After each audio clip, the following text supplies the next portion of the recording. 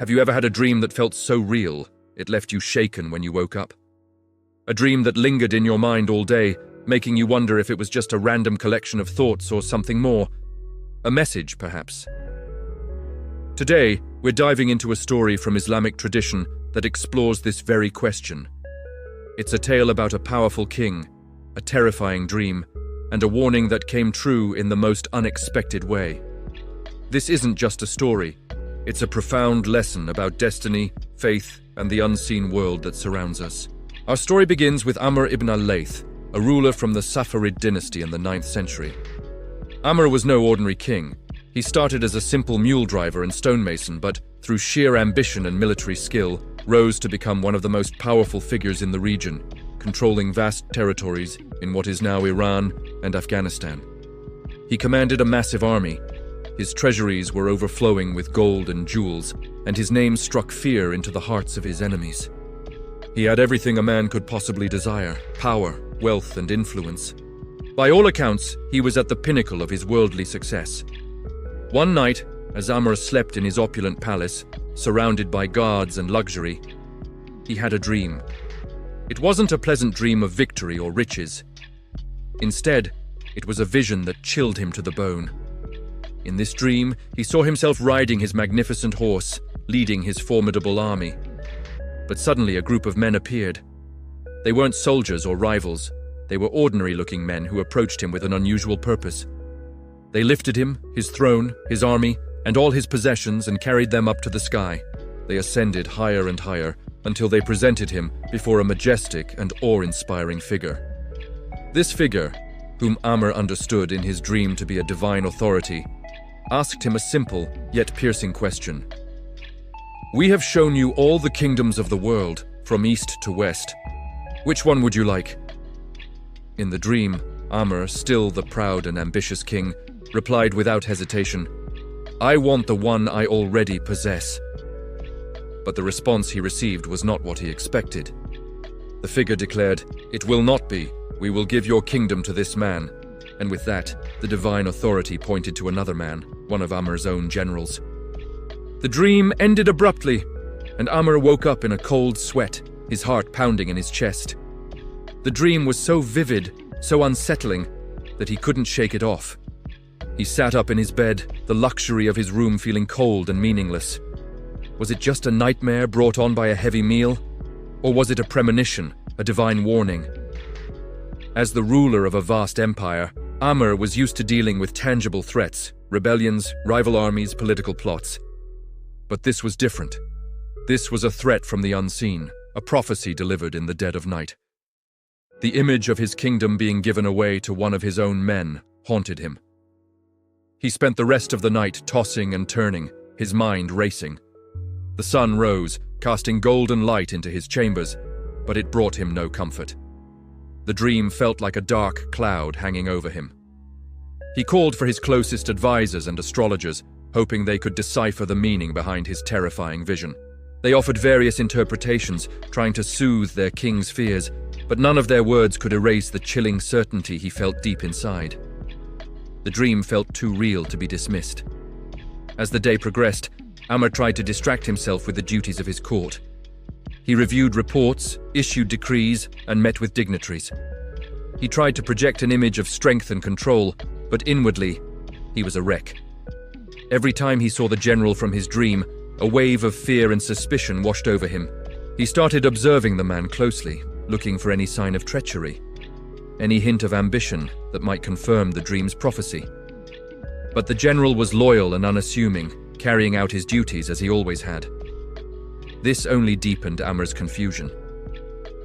By evening, Amr was exhausted, not from his work, but from the mental turmoil. He decided he needed to get away from the palace, to clear his head. He ordered his servants to prepare a small, private meal for him by the riverbank. He wanted solitude, a moment of peace to try and make sense of it all. He dismissed his guards, wanting to be completely alone with his thoughts. As he sat by the gently flowing water, a servant brought him a simple meal, a piece of fish being cooked over a small fire. The smell of the cooking fish filled the air, a humble aroma that was a world away from the lavish banquets he was used to. He watched the servant, lost in thought. For a moment, he almost forgot the dream, the weight of his crown, and the burden of his fears. Then, the unthinkable happened. As the servant turned away for a moment to fetch some salt, a stray dog, drawn by the smell of the food, darted out from the nearby bushes. In a flash, the dog snatched the piece of fish right out of the pan and ran off. Annoyed, the servant grabbed the now dirty pan and went to the river to wash it. As he was scrubbing the pan in the water, he found something. He reached into the riverbed and pulled out a small, heavy pouch. He brought it to the king. Amr opened the pouch, and his eyes widened in disbelief. Inside was a magnificent pearl necklace, the very same necklace that his own wife had lost in that exact spot 3 years ago. He had ordered an extensive search at the time, offering a huge reward, but it was never found. He had long since given it up as lost forever. And now, here it was, returned to him in the most bizarre and unexpected way, all because a dog stole his dinner. In that instant, everything clicked into place. The absurdity of the situation struck him with the force of a lightning bolt.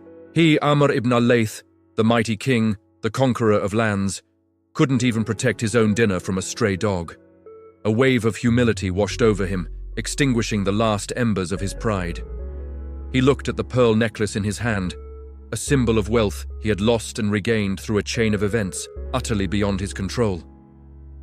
And then he understood the dream.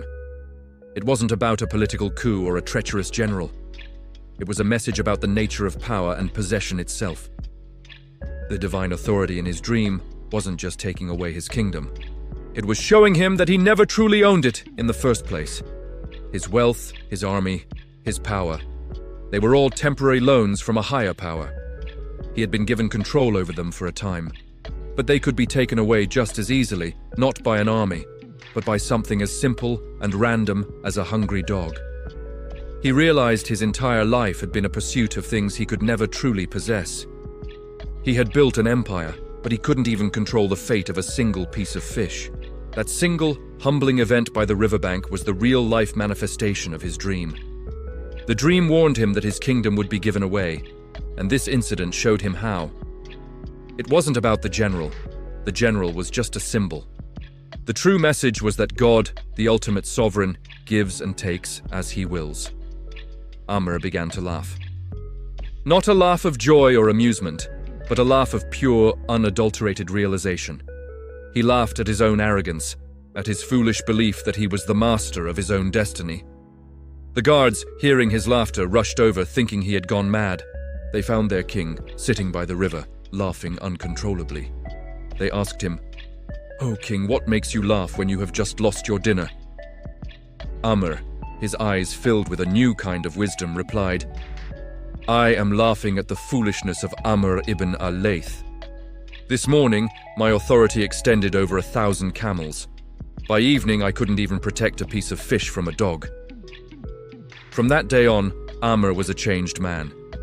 The story says he became more humble, more just, and more aware of his own limitations. He understood that true power lies not in worldly possessions, but in submission to the will of God. This incredible story serves as a powerful reminder for all of us. We often get caught up in chasing success, wealth, and status, believing that these things will bring us security and happiness. But like King Amr, we must remember that everything we have is a temporary trust. Our jobs, our homes, our relationships, even our own bodies, are gifts that can be taken away in an instant. The dream and the dog were divine messengers for Amr, teaching him a lesson in humility that he would never forget.